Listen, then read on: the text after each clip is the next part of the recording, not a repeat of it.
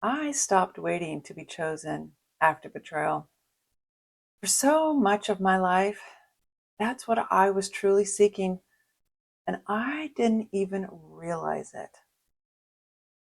After discovering the man that I had been with for almost 10 years had been living a secret life, I felt robbed of trust, robbed of my memories, robbed of the person I was. I was devastated. I had been treated with such disrespect from day one, and I didn't even know it. One of the most painful thoughts I had was, why wasn't I good enough? Why wasn't I chosen? All I wanted was to be chosen. But somewhere along this journey, something has changed for me.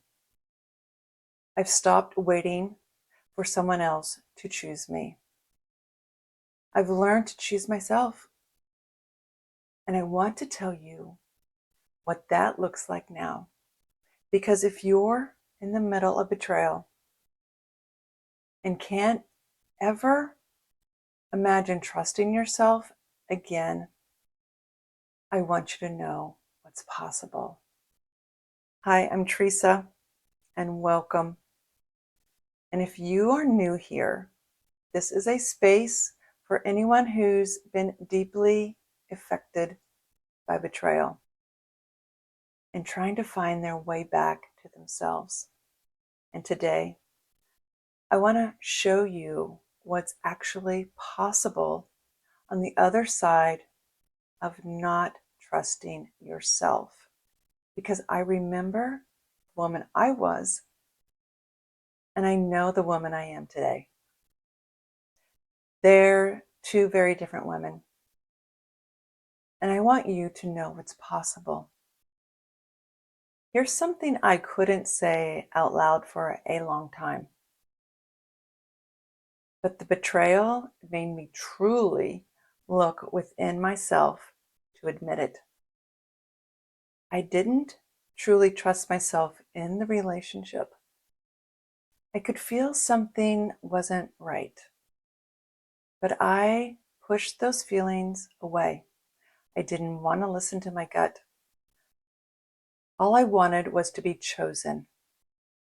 So I didn't trust myself enough to have the conversation. The one where I would actually say how I felt. And another big shift that happened for me, it was about a month in after D-Day when I realized something simple, but so important. I have no control over what another person does. And I stopped blaming myself for someone else's choices. And I started listening more closely to what I needed. And I slowly stopped needing everyone else to tell me what was right for me. And over time, that's when I knew I was beginning to trust myself again. And today, trusting myself doesn't mean I never question anything. I still have moments when I'm uncertain, but I don't automatically assume somebody else knows what's right for me or what's better for me than I do. I can listen to someone else's opinion, and I can still listen to myself. I can say no. I can change my mind. I can make a decision without needing everyone around me to approve it. Life after betrayal isn't about becoming so guarded that nobody can ever hurt you again. And for me, it became about opening my life again because I trusted myself differently. I can't control what another person will do, but I can know this. I will listen to myself. I will pay attention to what I feel. I will speak up when something doesn't feel right. I will take care of myself.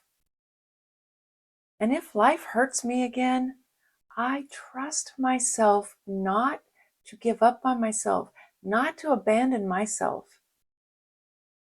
That is the kind of trust that creates a different way of living, creates a different woman. There was a time when so much of my worth was tied up to be chosen by someone else. But today, I'm choosing myself, not because other people don't matter, but because I matter too. And that's the shift. If there's one thing I want you to know about trusting yourself again, it's this. It's not something you will force. It's something you rebuild decision by decision until one day you realize you're not seeking anyone else's approval anymore, but your own.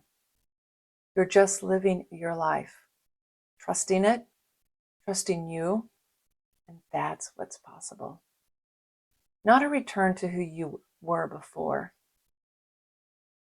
but someone who's more peaceful and steadier in herself.